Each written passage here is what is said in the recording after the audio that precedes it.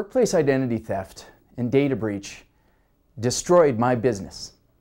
Hello, I'm Sileo, and I speak around the world to Fortune 500 companies and businesses like yours about preventing identity theft and data breach inside of your organization. My expertise comes, unfortunately, from experience. I'm a serial entrepreneur. I love to start businesses. Several years ago, a new business partner and I launched a software company that became highly profitable in its first few months of operation. Looking back, I can see now how I was blinded by our success, by greed and to some degree ignorance. In our rush to grow, I made choices that still haunt me. My business partner used my identity, things as simple as network access and bank passwords, login information. He used my personal information to cover his tracks as he stole from our customers. Like so many companies, we were breached from the inside. And I spent the next 2 years fighting to stay out of jail, struggling to repay hundreds of thousands of dollars to the victims, and simply trying to survive the personal and emotional costs of being unprepared for this crime.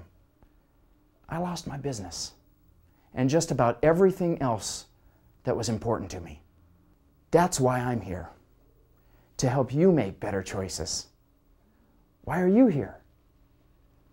Maybe you can sense that as the economy falters, insider fraud, identity theft, and data breach are thriving.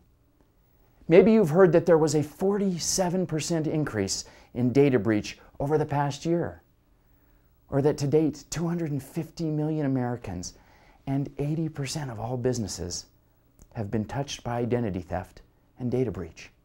More and more, I see executives who are willing to entertain what I know to be fact, that their organizations, and maybe yours, will be a source of data breach, and that investing in preparation and prevention is non-negotiable and ultimately profitable.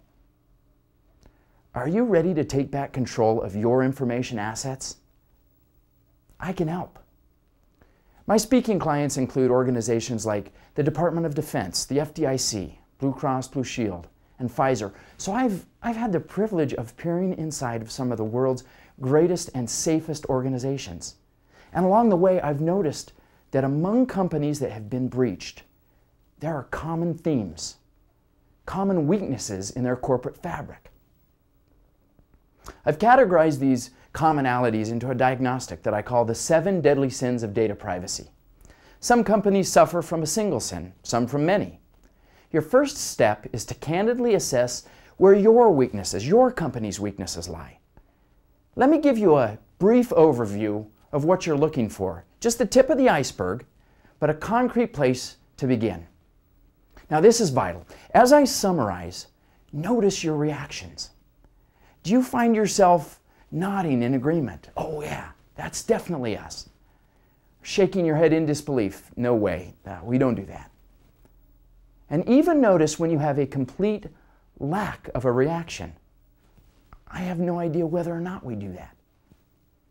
Jot down your instincts and what they're telling you, because they are a goldmine of action items.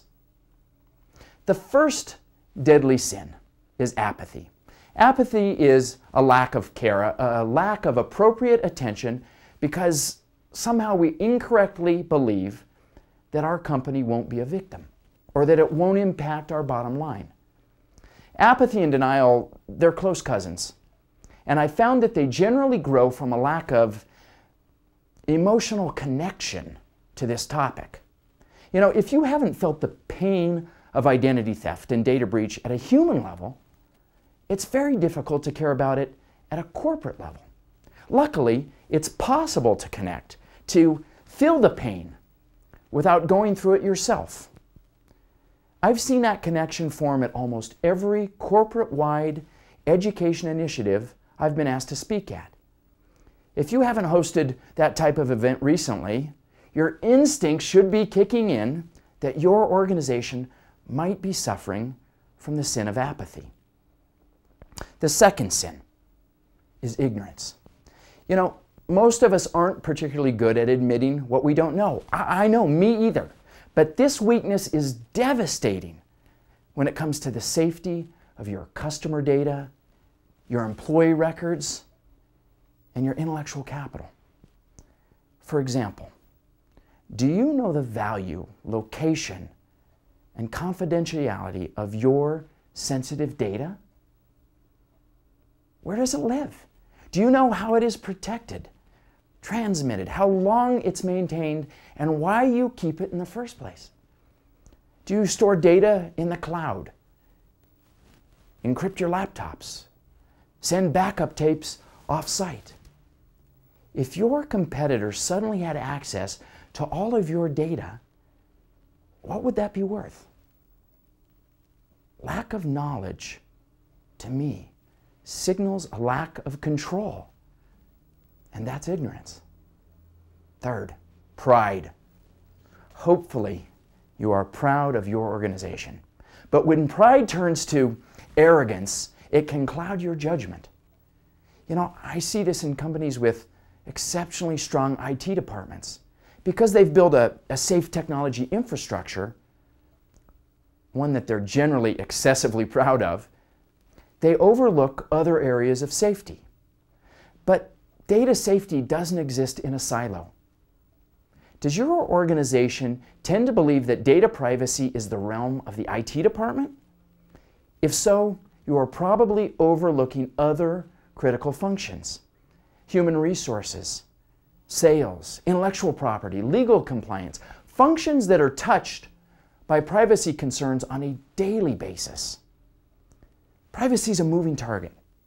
The moment we become too comfortable with this month's solution, that makes us ripe for next month's breach. The fourth sin is greed. Sometimes the external profit pressures on our companies are so strong that we can't see the forest for the trees. We fail to invest in proportion to the value of our greatest assets. Can you imagine yourself buying a gorgeous home and then refusing to install deadbolts or an alarm? No. And yet, in an economy that's based on information, we often refuse to spend that same money to protect our information. You know, maintaining safe data is a cost of doing business. So what percentage of your budget goes toward protecting your information? What do you devote to educating and training your employees to treat the data as if it were their own? You know, laptops account for almost 50% of corporate data theft.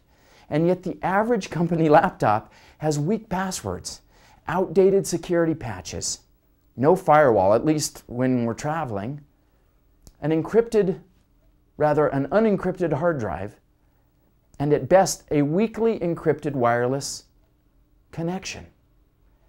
And we already know all of these risks, but we aren't always willing to invest in preventing them.